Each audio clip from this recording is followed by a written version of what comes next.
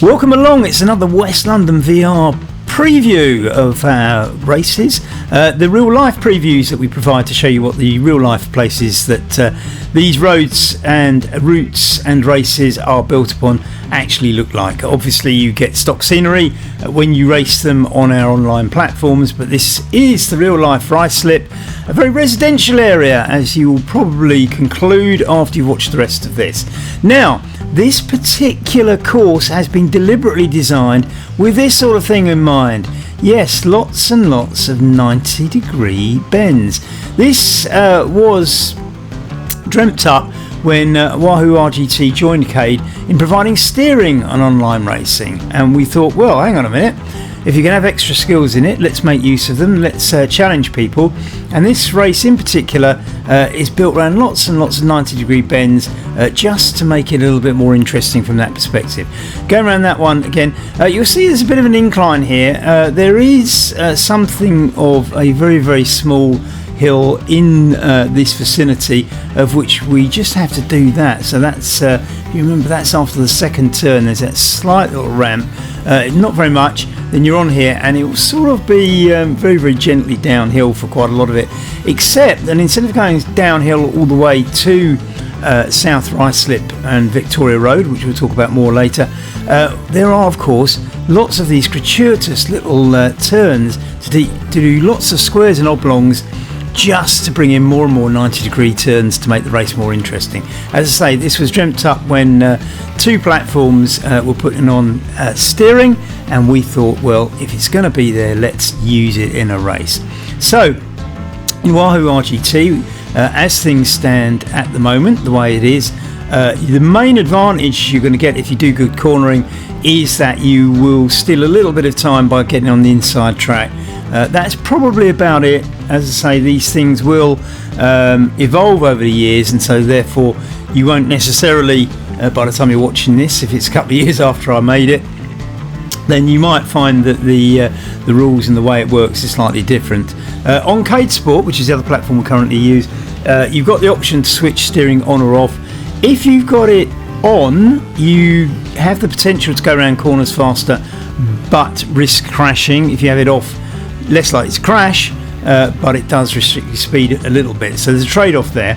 Now, in particular, this is going to be quite difficult to steer if you are on Cade Sport, because of the 90-degree bends, and if you use any of their own maps on that platform, you'll know that the 90-degree bends really teach you how to get good at steering.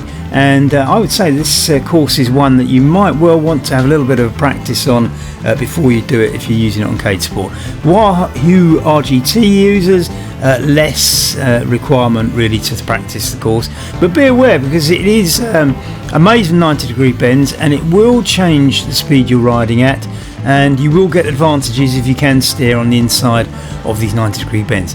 Now, going back up that little ramp that we just came down, not for long, we will be turning left to take in some more oblong rectangle 90-degree bends like that one, and you can see it flattens out nicely as we're going along the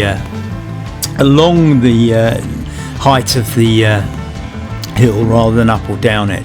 So steady along this, more residential buildings. You see that this the dates of these buildings, they're a mixture, I think, in this area, many from probably the 1930s, and quite a few from post-war times.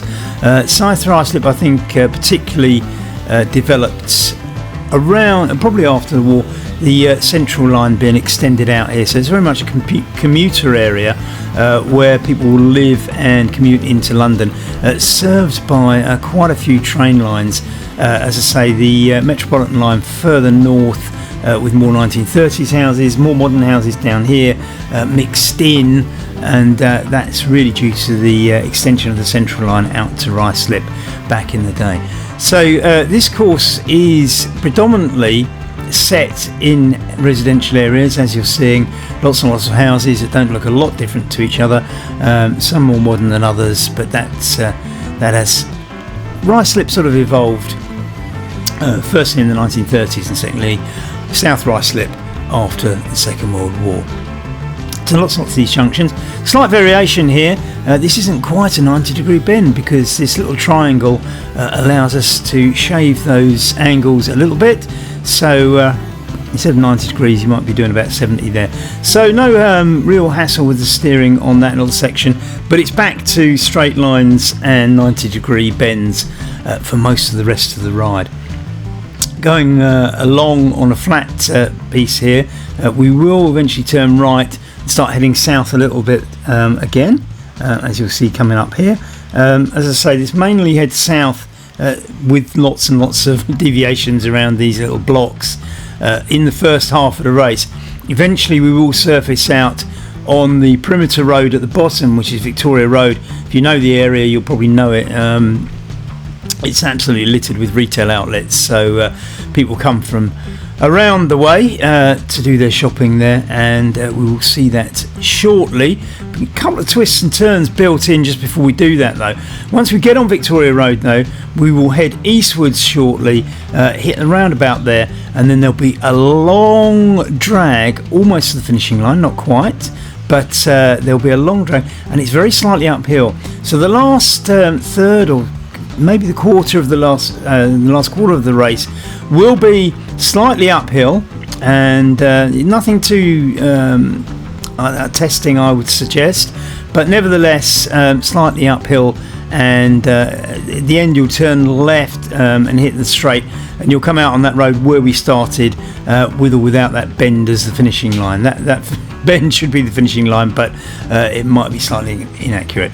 Now, I nearly missed that turn, so eager was I to get to Victoria Road that I missed out the fact I'd factored in yet another 90-degree bend just to make things more interesting. So here we are, going past more of these 1930s style houses with the bay windows, typified on the outskirts of many British cities for the expansion out of inner cities in that decade, I should say, but between the two wars, the First World War and the Second World War, of course. Nice tarmac here, although that doesn't actually affect your race on one of the online platforms. I'm sure your smart trainer is as smooth as any tarmac that any of the local authorities around here could deliver. So here we go, another 90-degree bend heading southwards again. Fairly flat at this stage. We're kind of at the bottom of that dip that I was mentioning, and we can see the busy road at the end. That is of course Victoria Road, and you begin to see some of the retail outlets, starting with a builder's merchant. There we are, Wickes. In fact, most of the retail outlets are to the right, and we're not going to see them, but you can see a little clutch of them over the road, including Halfords, which sells, of course, bicycle parts and bicycles. So going along to the roundabout, and we'll do a left any second on this roundabout, and that will take us onto this long drag just before we get up to the finishing line. So off the roundabout and the long drag in the last quarter or third of the race begins. This road will look slightly less residential. It's a busier road, and as I say, it's got this long drag up to the finishing line. We go past the petrol station and around these cars. Different styles of housing you'll see in this area. So not much to commentate on here because there won't be any of these bends until we get up towards the finish. So far the house is not looking too different, but I'm pretty sure this road has a greater variety. I might be wrong. I have to have a look now. It'll certainly give us something to do because there's not a lot to say about this road other than you can see it's slightly going uphill. You can see the horizon there. It's not it's not testing, but I think this is where traditionally the powerful riders will either, they've lost ground on the bends early in the race, will use this as a place to attack or catch up or whatever they need to do, whereas the skillful riders will probably not relish this section of the course quite as much. When I say skillful riders, I think it is possible to be powerful and skillful, but we know that some riders get good results because they're skillful at the steering and braking and everything else, others because they've got the power and we designed the courses so that there's a kind of bit of everything across the series, and different riders will have different favourite races. As we carry along this road, we're heading towards the East Coast, but eventually we are going to do a left turn, and that will signal the finish.